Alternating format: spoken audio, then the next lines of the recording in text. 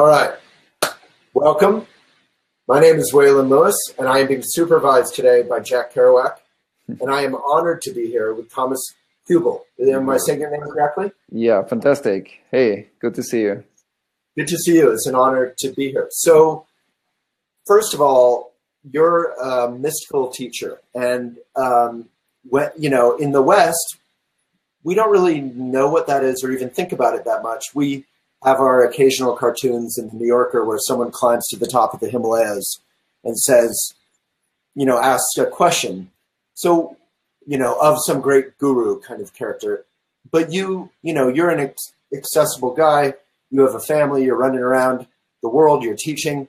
What does it mean to be a mystical teacher for you in 2018? Right. So first of all, maybe let's make a discernment between mystical and religious.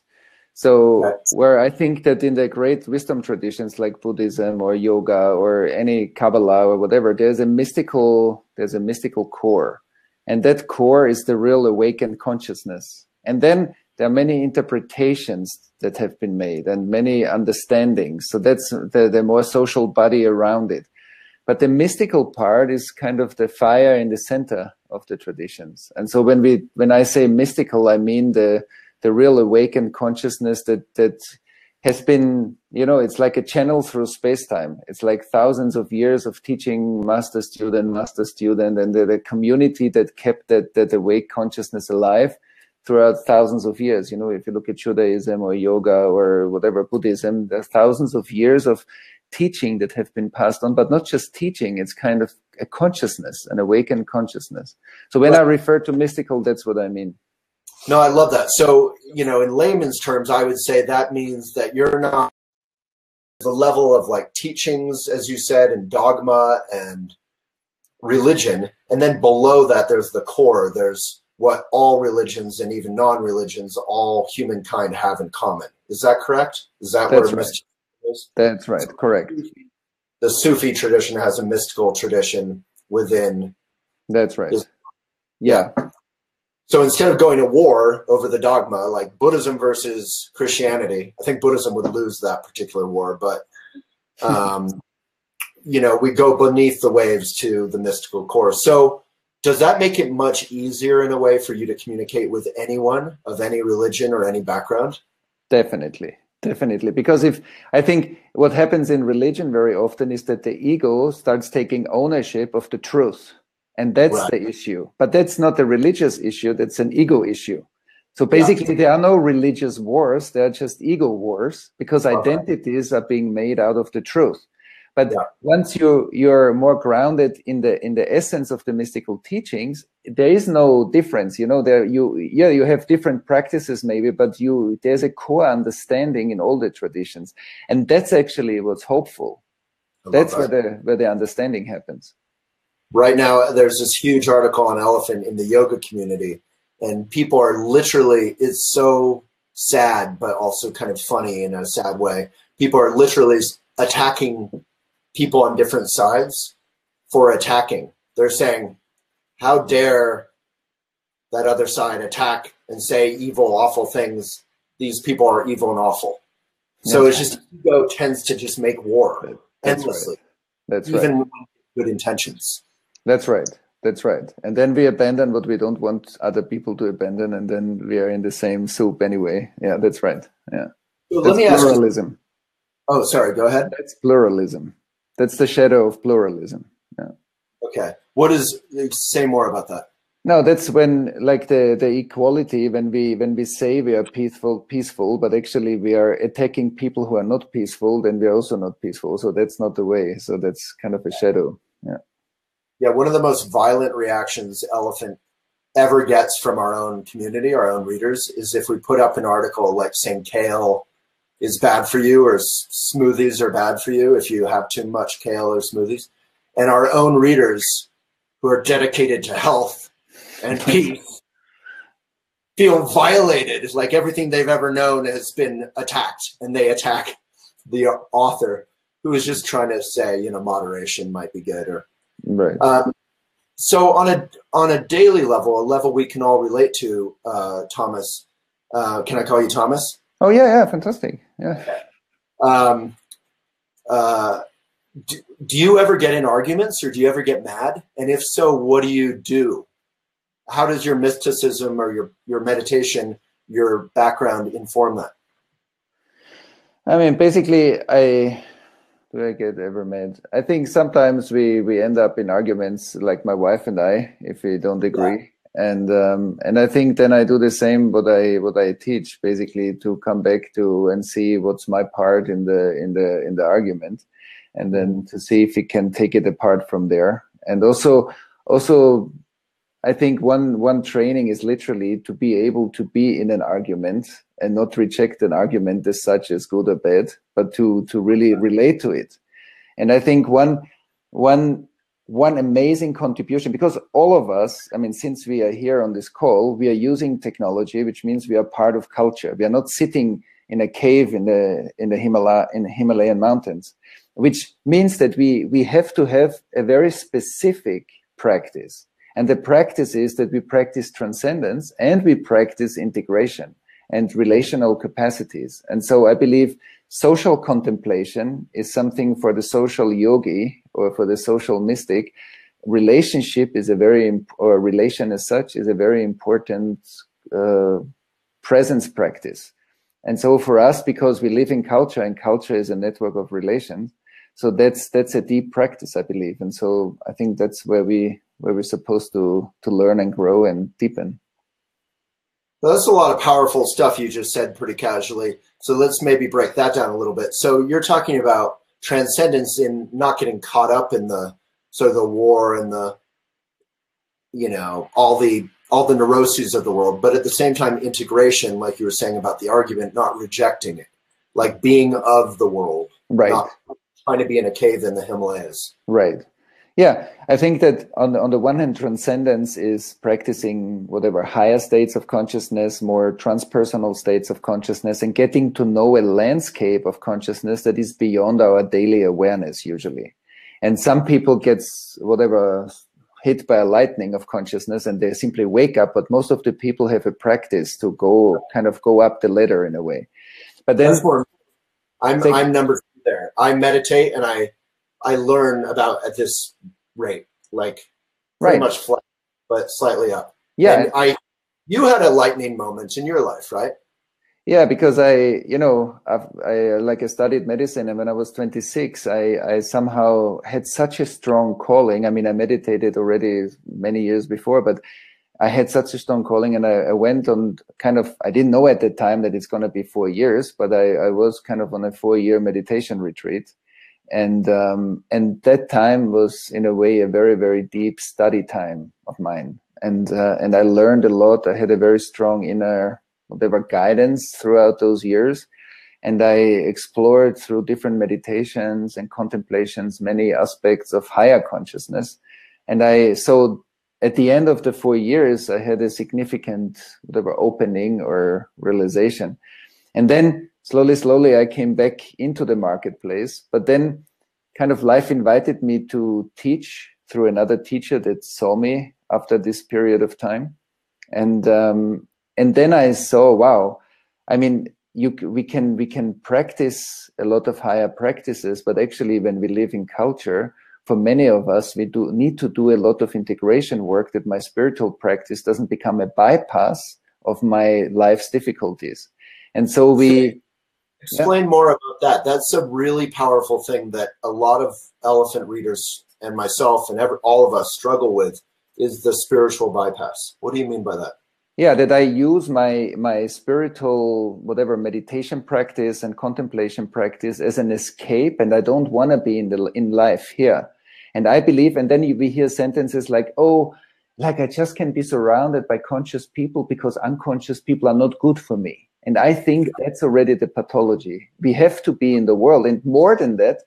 So I started, because healing, I mean, since I was interested in medicine, healing is a big part of my work. And also in our groups, we do lots of integration work. We also look at what really helps us to integrate trauma and shadow material, so that I'm more and more grounded in the world, that I actually want to be in the world, and I want to transcend the world at the same time. But then I discovered because my work also started in the early days, also a lot in Germany, then I discovered, wow, there's a whole other dimension of collective trauma that kind of is much, much bigger than I believe we all understand at this time, mystically and through science, that there's a huge lake of pain. And of course, this is here after the Holocaust and the Second World War, it's extreme. But I think there are many places in the world where we are really hurt, where the tissue of life is really hurt. And we have been born and incarnated into that scar tissue. And so I believe if we really want to embody spirit, if we really want to walk our talk, not just talk, but walk our talk, which means we are congruent. The word and the energy is the same. Like at the beginning of the Bible, when the word says light, it creates light. So there's a creation. The word is creative. And when we talk, we often talk about life, but our words and our energy is not the same. And real non-duality means that the word and the energy is again the same. It's not two. And so, which means we need to embody higher consciousness as the world. And so in the mystical terms, we would say with the left hand, or like with my inner listening, I receive inspiration, I receive intuition, I receive innovation. And through my heart, I translate it into the world and I form a worldly sculpture around me. So our impact in the world, our cultural impact, social impact, like meta impact, how we form the world, is dependent on how we participate in the social process. And since all of us here are cultural yogis or yoginis, and we are cultural mystics, so we have to learn how to do that. And this means that it needs to run through our nervous systems. It needs to run through also our ancestral tree, our collective histories. And then we see that awakening and enlightenment is not just a personal issue. It's not just about me, because I am composed of so much history. Actually, every one of us is in a way a stream of light, a will to live. The will to live goes back hundreds of thousands of years. So our bodies hold the wisdom of hundreds and millions of years of lifetimes, having lived until we are here right now on this call. And all the information sits in us, genetically, socially, whatever, transmitted from one generation to the next. And I believe that's truly exciting, that it's not just my body. I believe life handed over a pearl to us, like a biocomputer that life worked on for millions of years. And it said to these few generations that are alive right now, life in a way said, here, handle it with care. All what I ever developed is in your hands. And this is us. It's in our hands. The electricity of my nervous system flows through hundreds of thousands of years of refinement of life. And I believe that's sacred, that life in itself is sacred. And I think we are supposed to create a world, not run away from the world through our spiritual practice, but to transcend what life gave us as a gift and live it like with value. And I think that's amazing. Yeah, well, thank you for that. That's beautiful. It's beautiful not just in the words and how you explained it, but the sentiment, which is most important, is that spirituality isn't escapism. On some level, it allows you to escape from your suffering, but it, you know, as Winston Churchill or someone said, the way out is through. So you engage, and in the Buddhist world, we would say that's the Bodhisattva path. You want to be a benefit and serve the goodness of the world and help. Allen Ginsberg has this beautiful, the Beat poet, said, to ease the pain of living, everything else drunk and dumb show, meaning our only purpose here is to help and serve others, because there's so much pain, you're right, so much trauma. That's right. And how do you deal with that heartbreak, that depression, and that when you think about climate change or prejudice or the Holocaust or whatever is going on, you know, it can be personal trauma. How do you engage with that? Mm-hmm. Yeah, I think exactly as you said. I want to say one more thing to what you said before, is the beauty. I totally believe that when we live in the marketplace, we have to engage in the world. That's a vow. we have two options. Either we go to a cave and we will simply practice there and stay there, maybe with our teacher, but that's a very specific path. And I think it's beautiful, it's difficult, it's everything there. And then we have the path here. And once we decide to be here, and since we are not sitting in a cave, we decided to be here. So as long as we are in culture and we are using the facilities of culture, like right now, we have to engage. And there are only two ways, I believe, when we understand the mystical teachings, we understand the and how energy works and how creation works. And so when there are two ways to, in a way, transmute or transform pain or suffering or the past. The past is the residue of the leftover, in a way, of all the experience that couldn't be processed and digested. And so when we say either I go through recurrent experiences, I recreate the same things over and over again. So I come from the past and I drive into the past. So the trauma of the past has a high likelihood to be recreated in tomorrow, but then tomorrow is the past, not the future, because tomorrow is a recreation of the road behind us. And then the true liberation is that we engage, and because we are incarnated, because we are in a body, we have the power to transform karma into light, into realization, into insight. And so when I saw, I came about it in a way by accident, if you want to say it that way, because in my groups, collective trauma material, especially here in Germany, came up again and again and again. And at the beginning, I was there, oh, what is this? And after some time, I started to study this. And after some time, we did big events, like with many people to work on bigger parts of the collective trauma. And then once my wife said, Thomas, I think you need to create an organization and like a global organization. So we did that. We created a nonprofit, and now we have already people from 39 countries in a training program on collective trauma integration. And what I saw, just real quick, Thomas, on that note, you have a free seminar that's coming up, right? About the mystical compass. Right. Yeah. We should mention that. So people can click in the comments if you want to register for that. And I believe it's free, right? Yeah, it's free. It's a free online call, about kind of our inner GPS. And maybe we can talk a little later about it. And so what I saw there in this training program, which happens in Israel at the moment, and I believe that the depth of the undigested pain and scars in the world is way bigger than we imagine. And I tend to say that there is a pain that screams, and then there is a pain that doesn't scream anymore.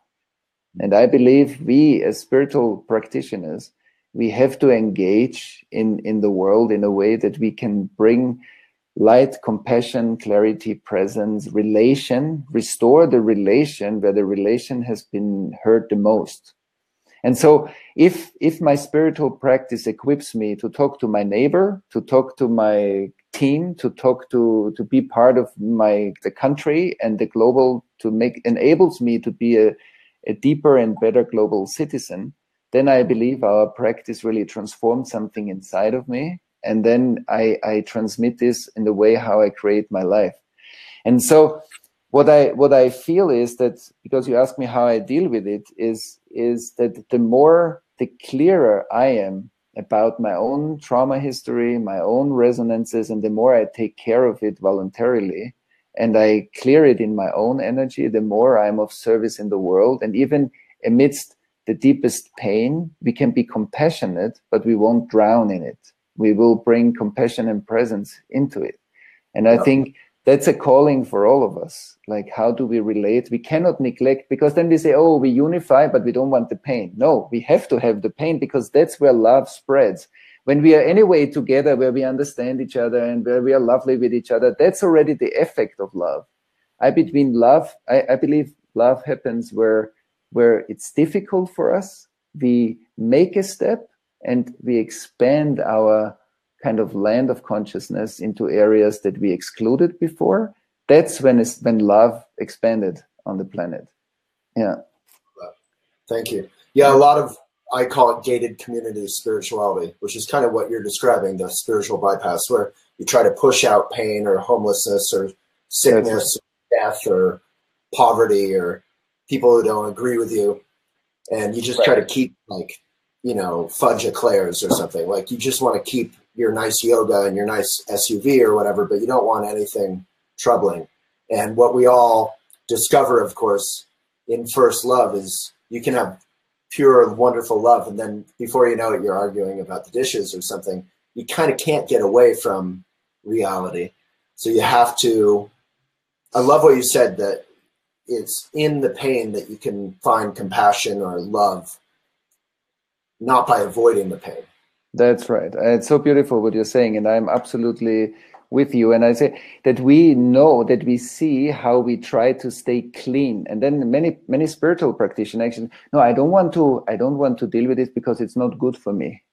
I don't want to, because it somehow agitates my energy. Yeah, it's good as long as it's able to agitate our energy. Maybe there's something to look at, and maybe then I need to look at my own trauma history and integrate it so that I can be of real service and compassion. And of course, if somebody is deeply traumatized, we have to take care of our individual stuff first, because otherwise this will just create an hyperactivation all the time. But once I call myself a more senior practitioner and I say, okay, I really walk my talk, then actually it's up to spirit where I end up in the world. If I'm really of service, it doesn't matter if it moves me into a beautiful seminar center in California with organic food, or it moves me into the deepest war zone. That's actually real love. That's where the true bodhisattva vows are really being lived. And I think many people kind of exclude that in a way. And I believe we also need some knowledge. That's why I think in our time, the real baby that needs to be born is a baby of a marriage that's inner and outer science. There are people that studied empiric contemplative studies over thousands of years. They have something to say, and we have many scriptures and we have many parallels in different cultures and different religions that actually say the very same thing. And we have a scientific age where we have so much technology and ability and science knowledge. And I think if they really have a dialogue, and the baby that is being born from inner competencies and outer competencies, when they come together as not two, I think that's going to bring a lot of liberation in our world and a lot of healing, integration, social innovation, technological innovation. Yeah. Yeah. Well, the Dalai Lama, as you probably know, has been encouraging, like Harvard and other places, to actually study the effects of meditation for a couple of decades now. And when those scientific studies, that were actually scientific studies, not spiritual mumbo jumbo, when they came out, suddenly Google and every, corporation on earth suddenly was like, we need to get our employees to meditate so they're not burning out, they're not, distracted, they're not miserable. So you're right. You immediately see the world engaging in even the military or the, children in schools engaging in how to feel their own hearts and how to come back to the present moment and still, instead of getting lost in fear and aggression. That's right. That's right. And I mean, in our training programs, we also did an fMRI study with the university here, and it's amazing. I mean, it actually says, and the funny thing is, we need a kind of a science stamp for things that we anyway knew already thousands of years to be good. And I think the next big wave is that we understand that collective trauma holds so much energy of humanity's evolution. There's so much interference in humanity's collaboration. We see it also with climate change. I believe that the capacity of humanity to respond to an environmental crisis shows us, it's so slowed down that it shows us that, trauma wants to hold. That there's a function in our nervous system that has been developed over hundreds of thousands of years, most probably, where we protect the rest of the organism through a trauma response. But if a system has a lot of trauma, it will not want to change easily, because that's actually what scares us the most, because that feels like we are losing the safety that we are holding inside ourselves. And And I think we will have to attend. And the next big wave is going to be the collective trauma discussion. That's going to make revelations in medicine, in psychology, in therapy, in healing, in social sciences, and in many, many things. I believe there's a lot of energy that's being held outside of our waking consciousness. Not because it's super conscious, because it's so unconscious that we don't know where to look, because all of us have been born into it. We have been born into a scarred land, in a scar. And that's what we, I think, need to bring back into our awareness. Yeah, amen. Yeah, I mean, I was born in 1974, so I was born into kind of weird, evolving, but still kind of off relations between the genders, and in terms of, sexual persuasion and our relation to the environment and business. It's pretty conflicty, and, and wars, and you're born into all this kind of, like, I love how you describe the whole planet is on a spiritual level, on an environmental level, is going through trauma. And there's a lot of health too. That's why it's important to protect the rainforests, or protect, it's good for all of us. Literally, the oxygen we breathe was made down in Brazil or whatever. We're all connected more than we'd like to think sometimes. That's right. And I think one of the most important resources to heal trauma is to restore relation. And that's why I believe, like, there's a higher practice that shows us higher state consciousness through meditation, contemplation, and prayer. And there's a restorative practice that helps us to restore the horizontal relation. That's my relation to myself, to my closest family, to the wider community, to the global community. And I think because relation is like a data connection. Once we are connected, we are related, a lot of information can flow between us. A lot of collaboration can happen. But if the data connection is disturbed, I often call this like our nervous system is kind of like the higher organizing principle of our body. And if a part of my body is traumatized, the wireless function, the central wireless, is disturbed. And then the cells in my body have mobile phones, but they have no reception or a disturbed reception. So the whole body is not coherent anymore. And I believe the same thing we see in the social body. The social body has interferences in the kind of collective communication. And that really slows down our collaboration, our global efforts to deal with global challenges. And we have to deal with global challenges. Why? Because we live in the time that uses the very technology that we are using right now. The technological advancement, the global brain is in a way the evolutionary push for humanity to develop a global consciousness. And I think we are in the birth contractions at the moment to develop like a global consciousness, not just a global cognitive understanding, an embodied global consciousness. And I think that's, on the one hand, super exciting because it's a combination of everything we learned so far in these hundreds of thousands of years of being human. And there is a new thing that's emerging. And I think I also think that the embodied use, that's why spirituality in its embodied form is so important, because the embodied use of technology is a blessing. The disembodied use of technology can be a disaster.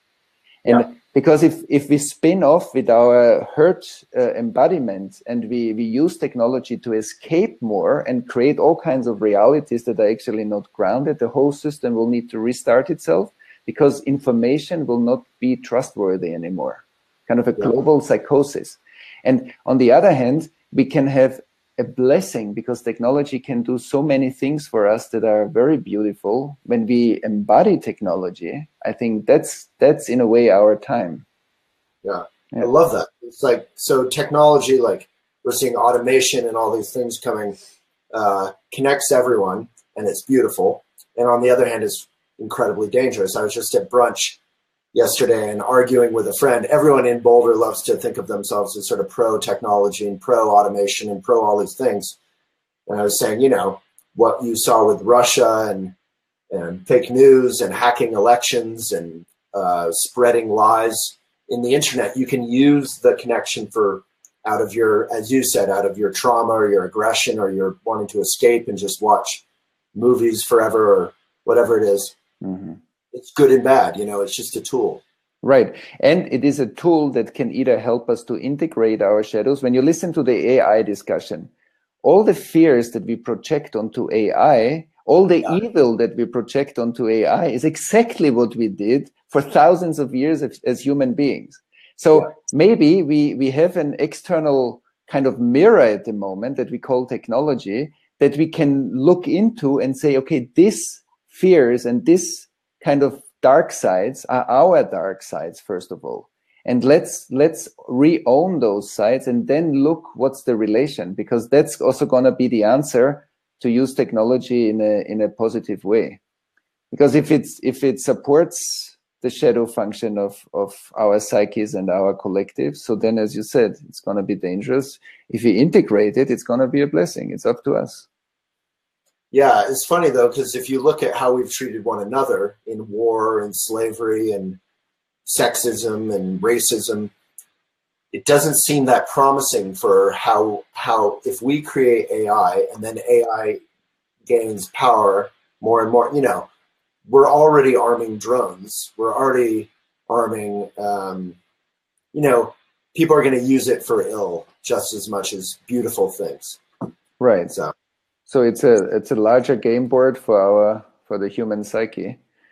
And I think on the other hand, it does also a lot of blessing. I mean, just that we are here now, that it connects thousands of people to deal with consciousness, that it creates an amazing kind of developments in medicine and other sciences that are really supportive. So, I mean, I think it's really up to us. And I think the more we live a spiritual life that is not escaping, that is more grounded, that is more engaged in the world, and that we really take care, not just of our transcendence, but also our environment and human environment. I think that's really the answer. And it seems like also here right now on the call, we are many people that actually voluntarily or out of deeper life questions kind of set off to be on a path. So somehow we voluntarily explore the depth of life. And I think there's a beauty, and there are more and more people around the world that hear this kind of calling or the bells, and we are exploring, we are going, and I think that's very promising. On the other hand, yeah. So my question to you, Thomas, is if we're kind of evolving in good and bad ways all the time, it seems like there's wonderful opportunities with every new generation and awakenings and connections. And there's also troubling new developments, right? We're poisoning our crops. We're every generation we figure out new awful things to do. How do we, it feels very urgent, the work you're doing. How do you make it so that it's not just 50,000 people tuning into a video or an event? How do you make it so it's something, say, everyone on earth wants to be happy?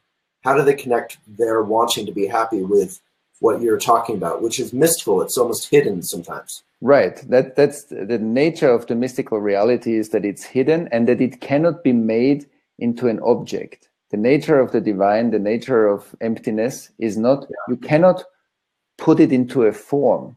That makes it harder to find. But I think that we are living in a time where the science knowledge and the inner science, the mystical knowledge together, give us the opportunity to see something that we didn't see before. This kind of collective trauma field hasn't been really explored yet. And this means that I believe it holds many, many answers that we can explore now. Why? Because we are so connected through a global brain. We are coming closer and closer to become a global village, because information travels so fast. So there is a synchronization coming up, and even more so because of technology, like same as our dialogue is spreading now around the world almost with the speed of light. So we are receiving amazing information that is innovative, creative. We are learning together. We're creating learning communities all around the world, and then connection happens much faster. Very important, meaningful things connect much faster throughout cultures. So we are transcending cultures, religions, like as far as it's possible, and information spreads. the other side is also the trauma impulses. So you hear about a shooting here, you hear about this here. So trauma impulses also travel with the same speed, and they trigger us faster and faster.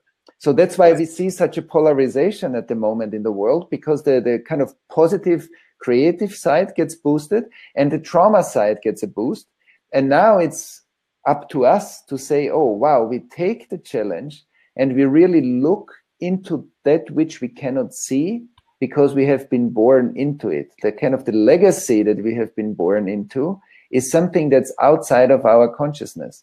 And if we, with the technology that we have today and with the coherence on the planet that we have today, we can make this visible. And I think that's gonna take off the brakes. That's gonna help us to not recreate things that we recreated over thousands of years.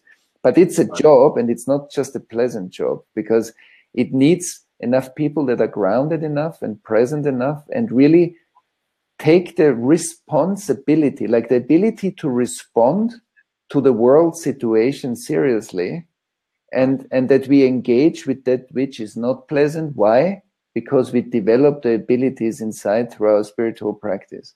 And if that's true, because all the great saints, in a way, taught compassion, love, presence, clarity, higher connection, and all of this is actually, these are all the capacities that we need to create a meaningful world together that we want to live in. And so it's up to us. I mean, we are so blessed, the fact that we can sit in retreats, that we have the money, that we have the environment, that we have the accessibility to do all the work that we are doing, to sit in yoga classes, to, you know, to have healthy food, to have a lovely work that we enjoy.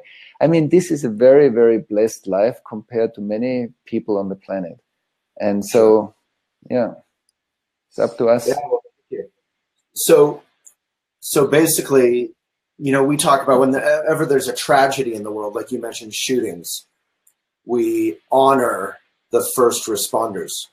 The first responders are people who have the skills to deal with unpleasant stuff, and in their day-to-day lives, they get to have a hopefully joy as well, and love, and you know, healthy food and all the things you mentioned. But when the call is put out, they respond. So we all kind of need to walk that path. That's right. Of being responders for this world. That's right. And I believe we also need to see that there are professions like medical professions, certain psychotherapeutic professions, social workers. There is a firewall that kind of, in a way, is a buffer to hold the trauma that we have in the world, and first responders belong to them. And so these people are exposed most of their days, often every day, with trauma, suffering, disease, like life difficulties. And I think people like that need a special place and support from the society. Like all of us need to support people that do this work so that they can stay healthy, that they don't burn out, that they can have fun and love and joy in their life. And it's a cultural design question. And I believe actually that our health, like that the global immune system is hurt. And so we see this in major conflicts. We see this in the way how the health system is funded, that it seems like things are out of sync. And it's our kind of responsibility to create a system that honors the self-healing capacity of the system, which is an individual, like my immune system and my vitality and chi and life in alignment. But it's also that the culture that we create, that we need to honor the ones that deal with a lot of trauma, because they get affected by it very strongly often. And so they need the skills, they need the knowledge, but they also need the cultural support in order to do their work well and for many, many years with joy. And the burnout rates and the health issues and the suicide rates in the health system are very high, because that's not really functional yet, I believe. Well, thank you, Thomas. It's such a pleasure to talk and to connect, and I'd love to do more of this. For anyone who is inspired, I know I'm inspired personally. I'd love to, you know, come do your Mystical Compass course. I think the link is in the comments. Is there anything else? Yeah. CJ has a question. So yeah, this is, I think, so you talk a lot about how technology affects us and how we can work with it in a mindful way or something. Right. So Donald Wytech has a question. How is technology affecting the spirit of our children, good and bad, I would assume? At which age are children able to deal with smartphones, tablets, TV, et cetera, et cetera, et cetera? There's so much now. How do you deal with that as a father?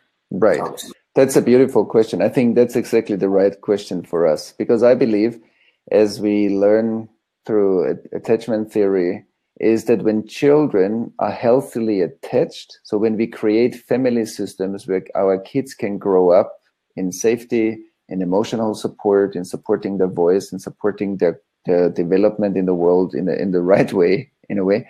So what we learn is that children need co-regulation. A child's nervous system cannot fulfill certain functions before a certain age. And then it needs a co-regulation with the parents until it can autonomously take this function and make it their own. So then they have a choice. They can say yes or no in that function. And so I believe the first thing is the quality of relation, not what is the right age. The first thing is, how do I relate to my child? How much time do I have for my child? How much quality time do we spend? How much do I, as a parent, look at my own stuff when I have difficulties with my child? I can say, oh, there's a difficulty with the child, but usually the difficulties live in the parents. And children cannot leave the family system. So if it's an uncomfortable place, children need to hyper-regulate their interior environment because the co-regulation with the parents doesn't work. And so I think the first thing is to look at regulation, because a healthy regulation will lead to a healthy use of technology. Because when I'm healthily regulated and emotionally sound in myself, so then I'm much less likely to get addicted to stuff than when I'm missing a lot of stuff with my parents and my parental relations. So I will go to look for it somewhere else. And so the first thing is that we say, oh, our kids really need us. Parenting is a spiritual initiation. Parenting is creation working through our bodies. That's the closest participation in the creative process of the universe, through our bodies. And I think once I understand this, then I say, wow, as a practitioner in culture, parenting is an initiation, because suddenly I'm not just on my own. I'm not just doing what I like, because suddenly I need to take care of another human being. I need to devote time if I want it or not. I have a responsibility. That's beautiful, because that's ego transcendence. Real parenting teaches us a lot about not being so selfish anymore. Even the spiritual path for many people is a very selfish endeavor. It's all about me, about my wellness, about my relaxation, but that's not what the mystical teachings teach us. We often need relaxation and wellness because our world is hyperactive, and relaxation is the natural counterbalance, like it's the balancing in the system. That's not yet the spiritual practice. And then when I dive deeper through mindfulness, I actually dive into this. Mindfulness is the gate into the mystical moment. And here the secrets of life, the secrets of reality get revealed to us. And that's what was hidden in many mystical traditions, because most of the people's interior are not prepared for that to appear. It's not that it was hidden because it was hidden. It was hidden because the coherence functions in our nervous system couldn't grasp that part of reality. And so... Yeah, in Buddhism, Thomas, in Buddhism, they call it self-secret. No one's making it secret from you. It's just self-secret. You have to be able to dive, and you don't. We don't. That's right. And once you are able to dive, you also meet the right teachers that will teach you the knowledge that you need. But it's not hidden. It's just deeply in the core of life. And so we need to get into our core in order to hear the mystical teaching. And that's why I think that first, that the relational capacity that if we create meaningful and healthy relations with our children and we support them in growing their own voice, that's in a way the best prevention. And then we also have a healthy feeling of how much technology is possible, because I don't think it's a clear cut for everybody. It kind of varies a bit. And some children need it more because of their intelligence that they develop, and some children need it less. But I think when the relation is right, the rest will follow. And when the relation is hurt, so we need to take care first of the relation and then of the use of technology. Yeah. But I think parents need to be a regulating factor until that regulation can be taken over by the child or by the young person, him or herself. Yeah, I love that you didn't like give clear rules, because I feel like some of the uptightness around technology that parents have is all well intentioned, but it's almost born of the parents' own addiction to technology. And we are all examples, right, to our children. And if we're driving around, like I just met a friend who is a wonderful, mindful person and everything, but you know, she was proud of like, I was in LA just a few days ago, and she drove out to meet me in Venice, and she had done phone calls the whole way, you know, the whole drive. And if we're all multitasking and trying to accomplish and be busy and productive, and we're walking on our phones instead of looking at the trees or whatever, our children are going to learn from that. And if we're sticking our children with phones or iPads or whatever, so they'll be quiet while we're trying to just have a goddamn relaxed lunch once in a while, then we're teaching them to zone out so that we can have our, you know, that's right. We're them our bad habits. That's right. And then we often counter-regulate it, and then it's also not helpful, because we need to find the right relation. Right. Then it's a pushback. It's like people that love yoga and they want their kids to learn yoga and to practice also. And then that's what the kid doesn't want at all. And that's what they're going to reject, because they want to learn by themselves. So we can offer it to kids, but we cannot make them also want what we want. Actually, the parenting is to find out what's the real voice of the child, even if it contradicts my own wantings and whatever thoughts about my child. And I think, as you said also, that because what we see, what's often getting mixed up, is that there is a kind of a collective pathology that we don't have enough time to digest. We don't, in the mystical practice, we say life is a composition out of 3 factors. It's space, energy, and structure. And when we develop a healthy spiritual practice, we need to work on both and their relation. And space is a birthright.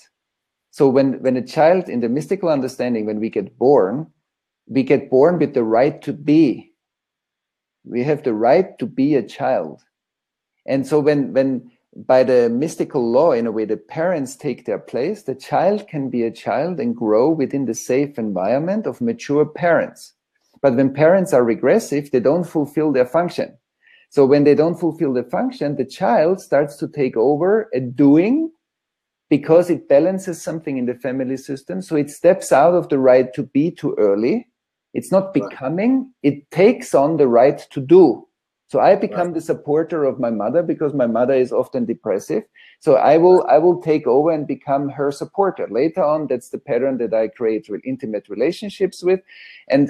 But I lost the right to be. But being is space. Being is silence. Being is stillness. Being is the capacity to digest. So we live in a world that is hyperactive.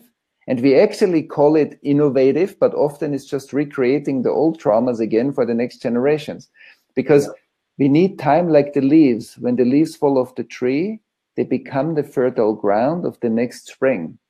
This experience needs to be digested in order to become the fertile ground for the next experience. But if my nervous system is full of all the undigested experiences, so I'm just stressed, and then I think, oh, spirituality and meditation is about relaxation. No, but it's about relaxation in our time, because we need to first relax and then discover the divine within life, but not just within the relaxed life.